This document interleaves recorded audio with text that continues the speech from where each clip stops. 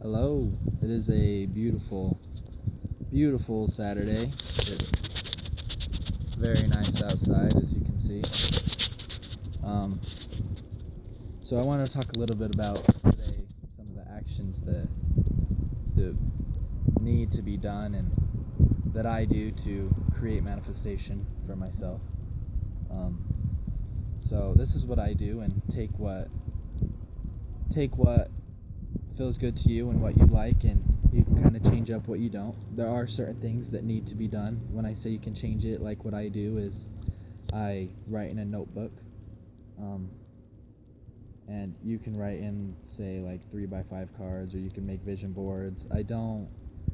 I say don't use your phone because our phones are so full of distractions. I've tried to use my phone before, and I always end up getting distracted, and there there also is a very real power that comes with actually physically writing something down on paper. It enacts a power, a moving force when you do that. And so I'm just going to begin with what I do is I have a journal. I have a journal that I carry with me, and what I do is I'll think of something that excites me, and I I'll write it down in there. And I write it down, this is very important, as if it's already happened. So let's say I want to reach a certain mark in my company, a certain rank. I would write down either like, I am so happy and grateful now that I am blank, like 5 star or whatever, manager, which whatever it is in your case. Or I would just write simply I am, and then I'll write it is. And this is very important that you write it this way, but what's even more important is that you feel and you believe that right now physically you are that thing, and you create that feeling that you are that. And so that's a very important step. So what I like to do is I'll write down the thing that excites me as a story, as if it's kind of already happened. And at first it may not be super detailed, it's a new thought, so I just write down, like, I'll kind of close my eyes and visualize kind of what it would feel like, and pictures will start to come into your head, and I write those down in very great detail. The greater detail that you can get your vision, the more quickly and clearly and more rapidly the universe will bring that to you, with the clarity that you are able to put into and the detail you're able to put into your vision. And so as I do this, so I'll write down everything that comes into my head, and I'll go back and I'll read it to myself, and I'll read it in little sections. So say I'll read, it just depends on what it is. I'll read like half a paragraph until I get enough detail from what I just read. That's when I'll stop, is when I get enough detail that I can close my eyes and then visualize that thing as if it's happening right now, and create that feeling from that. And after I've been doing that for a minute or so, and I feel like I've gotten all the feeling out of it that that is necessary, I'll open my eyes and I'll read the next little bit until I get to that point where I'm able to close my eyes and create a picture from that, and I'll move forward in the story that way. So that way I'm visualizing each and every detail. I've learned, and I've kind of figured out, that if you just read the entire thing and then visualize it after, you miss little details, and your visualizations aren't as detailed. While you might have that many details on the paper, your actual thinking and thoughts and visualizations are not as detailed. You're skipping things because you're reading it as a whole instead of visualizing each individual separate part, each individual detail. And I found that works a lot better. And as you do this, as you visualize that, you'll create, and you'll find more details, like, ooh, that would be nice to add that in there. If I had this, that would be really nice. And so as you do this over the days, or sometimes I'll change it like 4 or 5 times in a day or in an hour, as I'm visualizing, more things will pop into my head, more details will pop into my head about the thing that I'm wanting. And that's awesome. That's perfect. And if it takes you a day or a week to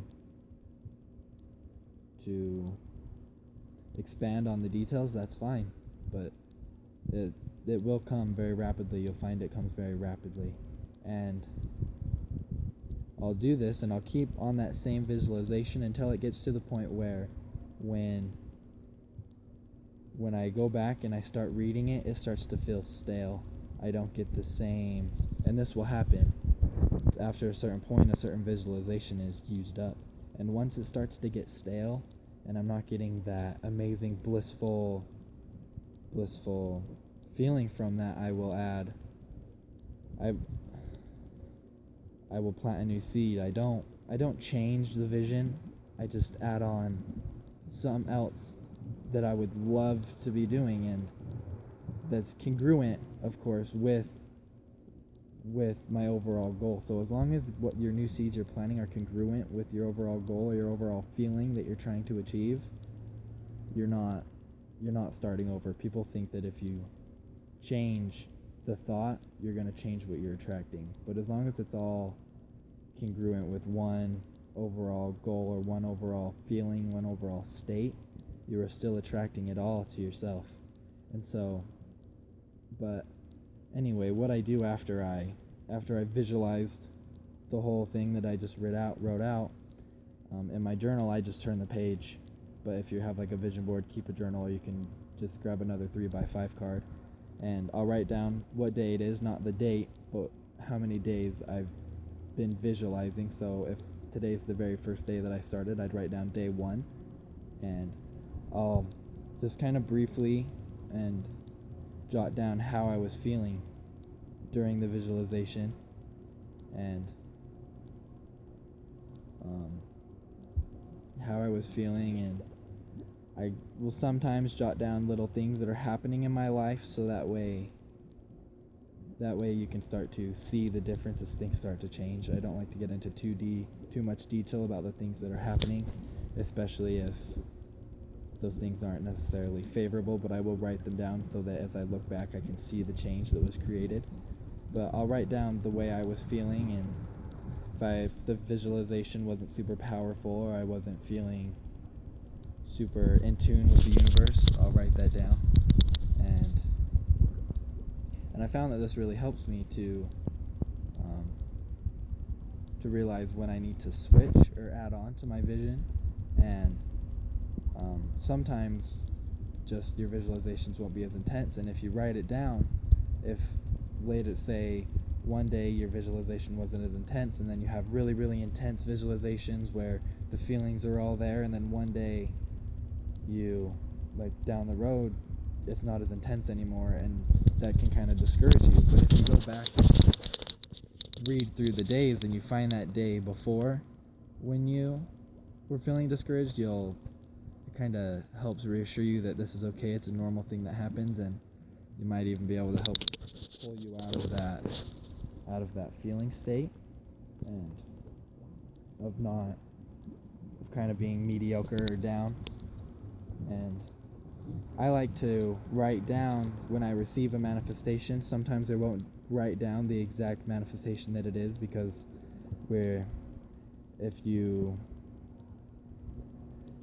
it's easier to get attached to it that way if you write down exactly how it is. And how I don't write down how amazing this manifestation is. I just write down I received something today. Or if it is a very big manifestation that I received, like one of the big goals that I'm visualizing, yes, I'll write down what it is. And I found that this kind of helps me let go.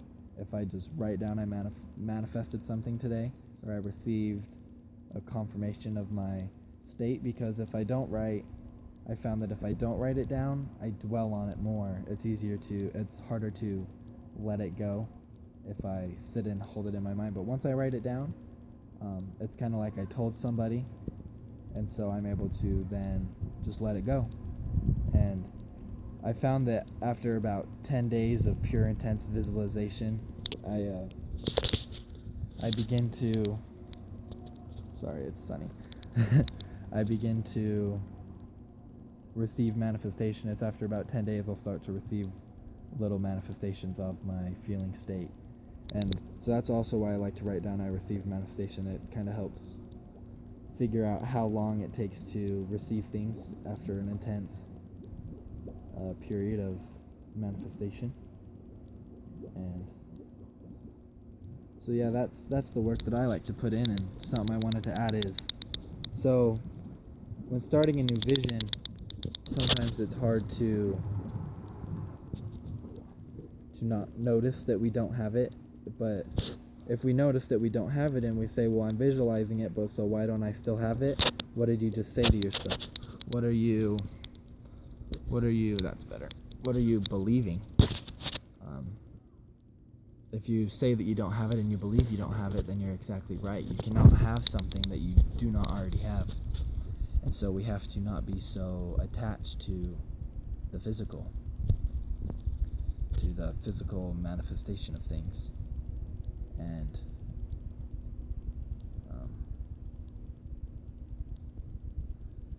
you have to realize that the manifestation is the only, once we have something in our manifestation, we might, or in our imagination, we may not be experiencing it physically, but if we can experience it in our imagination, we must experience it there first to receive it physically.